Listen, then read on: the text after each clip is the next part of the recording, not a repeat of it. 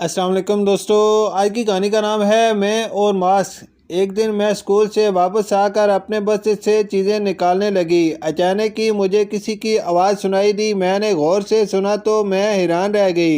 मेज़ पर पड़ा हुआ मास्क मुझे आवाज़ दे रहा था। वो बहुत खुश नज़र आ रहा था। मैंने वजह मालूम की तो उसने जवाब दिया, आजकल हम सब मास्क बहुत खुश रहने लगे हैं क्योंकि कोरोना नामी बीमारी से पहले हमारी कोई अहमियत नहीं थी, कोई हमें खरीदता ही नहीं था। मैंने पूछा, ये बात ठीक है कि अब तुम्हारी अहमियत बढ़ गई है, लेकिन तुम्हें खुश नहीं होना चाहिए क्योंकि इस बीमारी से कितने ही लोगों की जानें जा चुकी हैं। मास्क, हाँ मैं जानता हूँ और मुझे अफसोस भी है, मगर मैं खुश भी इसलिए हूँ कि अब मैं लोगों के काम आ सकता हूँ। इनको इस बीमारी से महफूज रखने में मदद कर सकता हूँ। लोगों की नाक और मुंह में इस बीमारी के जरासीम को दाखिल होने से रोक सकता हूँ। मैंने कहा, मुझे तुम्हारी सोच से बहुत खुशी हुई। तुमने बहुत सी बीमारियों को रोकने में अहम किरदार अदा किया है। मास्क बोला, तारीफ का शुक्रिया। मेरी दुआ है कि जल्द से जल्द इस बीमारी का नाम और निशान मिट जाए, लेकिन इसके बावजूद मेरी ज़रूरत कम न होगी। मैं आलूदगी को भी इंसानों के अंदर जाने से रोकने में मदद दे सकता हूँ और मेरी